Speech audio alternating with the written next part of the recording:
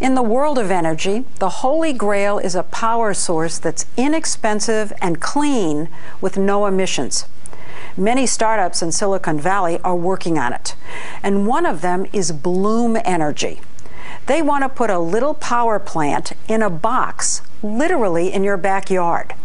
For nearly a decade, the company had been unusually secretive about its Bloom box. But in February 2010, its inventor, K.R. Sridhar, invited me to take a look inside his much talked about but never before seen creation. What could this power? This could power a U.S. home. Average United States house? Entire house, 24/7, 365. Something that small? The way we make it is in 2 blocks. This is a European home. The 2 put together is a U.S. home. Because we use twice as much energy? Yeah, is that what and this will power 4 Asian homes. So 4 homes in India, your native country. 4 to 6 homes in our country. It sounds awfully dazzling. It is real. It works. He says he knows it works because he originally invented a similar device for NASA. He really is a rocket scientist. This invention working on Mars would have allowed the NASA administrator to pick up a phone and say, Mr. President, we know how to produce oxygen on Mars. So this was going to produce oxygen so people could actually live on Mars? Absolutely. When NASA scrapped that Mars mission, K.R. had an idea. He reversed his Mars machine. So instead of making oxygen, he pumped oxygen in. He invented a new kind of fuel cell, which is like a very skinny battery that always runs. K.R. feeds oxygen to it on one side and fuel on the other. The two combine within the cell to create a chemical reaction that produces electricity. No need for burning or combustion. No need for power lines from an outside source. In October 2001, he managed to get a meeting with John Doerr from the big Silicon Valley venture capital firm Kleiner Perkins. How much do you think I need to come up with the next big thing? Oh, that's my job, to find entrepreneurs who are going to change the world and then help them. John Doerr has certainly changed our world. He's the one who discovered and funded Netscape, Amazon, and Google. When he listened to K.R., the idea seemed just as transformative. Efficient, inexpensive, clean energy out of a box. But Google, 25 million. This man said how much money? At the time, he said over $100 million. Didn't smoke start coming out of your ears? And no? No. That was okay? That was okay. So nothing he said scared you? Oh, I wasn't at all sure it could be done. But there was a selling point. Clean energy was an emerging market worth gazillions. I like to say that the new energy technologies could be the largest economic opportunity of the 21st century. Was this your very first clean energy investment? Yeah. This was the very first. Many followed, and the clean tech revolution in Silicon Valley was off and running, with startups that produce thin, flexible solar panels, harness wind with giant balloons, or develop new fuels from algae. But Bloom is among the most expensive. I heard actually so far, not just from Kleiner Perkins, but total $400 million. You're in the ballpark. In Silicon Valley, every time a company raises over $100 million and they haven't come out with a product yet, everybody starts getting the heebie-jeebies. Michael Kanellis is the editor-in-chief of the website Green Tech Media. How has Bloom gotten to have such an enormously high profile? Of most of the companies out here, that's the one you hear about. Yeah, you do, and it's a cool idea. You know, they want to almost make instant energy, but they're also kind of sprinkled with stardust. You know, Al Gore talks about them. You see the CEO palling around with Tom Friedman at Davos, so there's a certain whiff of celebrity. You're very skeptical. I can see this, obviously. I'm skeptical, I'm hopeful, but I'm skeptical because people have tried fuel cells for since the 1830s. Yeah. They're great ideas, right? Just producing energy at an instant. But they're not easy. They're like the divas of industrial equipment. You have to put platinum inside there. You've got to put zirconium. The little plates inside have to work not just for an hour or a day, but they have to work for 30 years, nonstop. And then the box has to be cheap to make.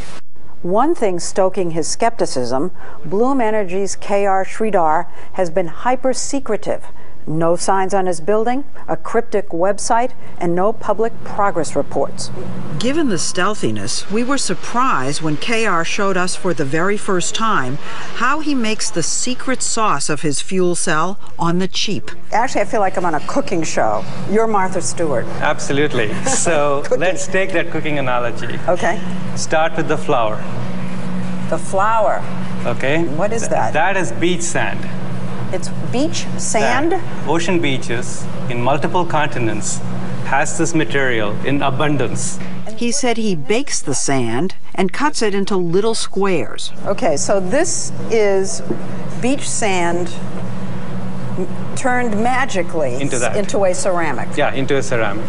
And then he coats it with green and black inks that he developed. Okay, is it a secret formula? There is a secret formula. Okay. And you take that and you apply that, you paint that on either side of this white ceramic to get a green layer and a black layer. And that's it? That's it. That's the secret. So what I'm holding in my hand is a fuel cell. This is the fuel cell? It's skinny, and this will generate power. This will generate power. One disc powers one light bulb. The taller the stack of discs, the more power it generates. In between each disc, there's a metal plate, but instead of platinum, KR uses a cheap metal alloy. The stacks are the heart of the Bloom box. Put 64 of them together, and you get something big enough to power, say, a Starbucks. So this is it? KR offered to give me a sneak peek inside the Bloom box. Nobody has seen this before. Are you going to let me look inside? Absolutely. Okay. Why not? This is... So... Go ahead. Here we go. Okay. Oh. All those modules that we saw go into this big box. Fuel goes in, air goes in, out comes electricity. 30,000 square foot office building would have four of these things. I see. And the electricity from all four will get combined and come out as a single outlet. Wow. And if this were in my house, it would supply the energy for everything. Yes. Air conditioning, heat. This would more than supply. This is much larger. Much larger than what you need. In a your unit, single-family house. A single-family house would be less than a quarter the size of this box, and it cannot just be in your garage. It can be outside next to your air conditioning unit. Is the Bloom box intended to get rid of the grid? The Bloom box is intended to replace the grid for its customers. It's cheaper than the grid. It's cleaner than the grid. Now, won't the utility companies see this as a threat and try to crush Bloom? No, I think the utility companies will see this as a solution. All they need to do is buy Bloom boxes, put them in the substation or the neighborhood, and sell that electricity. And they'll buy these boxes? They buy nuclear power plants. They buy gas turbines from General Electric. To make power, you still need fuel. Many past fuel cells failed because they needed expensive pure hydrogen. Not this box. Our system can use fossil fuels, like natural gas. Our system can use renewable fuels, like landfill gas, biogas. Solar? We can use solar. You know, it's very difficult for us to come in here and make an evaluation. How are we supposed to know whether what you're saying is true? Why didn't we talk to our first customers? He already has customers. 20 large, well-known companies have quietly bought and are testing Bloom boxes in California. Like FedEx.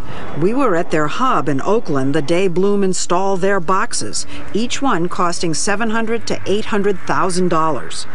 One reason the companies have signed up is that in California, 20% of the cost is subsidized by the state, and there's a 30% federal tax break because it's a green technology. In other words, the price is cut in half. We have FedEx, we have Walmart. Yeah, yes. Walmart? Absolutely. Staples? Staples. So who was the first? Google was the very first Google was the first. Yes. These 4 units have been powering a Google data center for 18 months. They use natural gas, but half as much as would be required for a traditional power plant. KR told us that 3 weeks in at Google, suddenly one of the boxes just stopped. Your heart just drops. Did you panic? For a short while, yes. He fixed that, then there was another incident. The air filters clog up and air is not coming into the system because the highway is kicking dirt. You just flip the system around and the problem is gone. Another company that's bought and is testing the Bloom box so KR can work out the kinks is eBay. Its boxes are on the lawn in the middle of its campus in San Jose. These things fuel almost 15% of the power on this campus.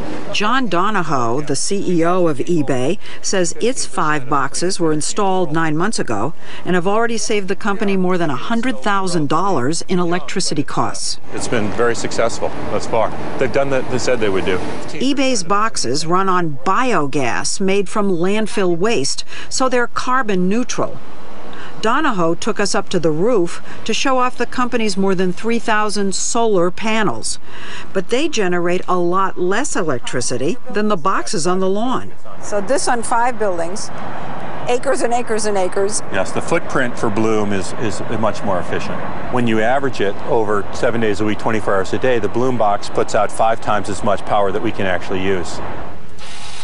But not everyone is convinced that even if the technology works, Bloom, that now makes 1 box a day, will ever be able to be as big as its backers say. Going from a few to mass manufacturing is going to be tough. And then making them so people won't run away at the price tag. You know, it needs to be cheaper than solar, it needs to be cheaper than wind. What if he can get the price way down? He claims he can. And if he can, the problem is then GE and Siemens and other conglomerates probably can do the same thing. I mean, they have fuel cell patents. They have research teams that have looked at this. What do you think the chances are that in 10 plus years, you and I will each have a Bloom box in our basements? 20%. But it's going to say GE. Companies that you have bet on, Yes. they haven't all succeeded. Right. I have some famous failures. You have some very famous failures. Yes. This is perhaps the most famous one of all. Doerr is praying that Bloom is not the next Segway. As he and KR get ready for the company's official launch, they're pulling out all the stops, including high-profile endorsements.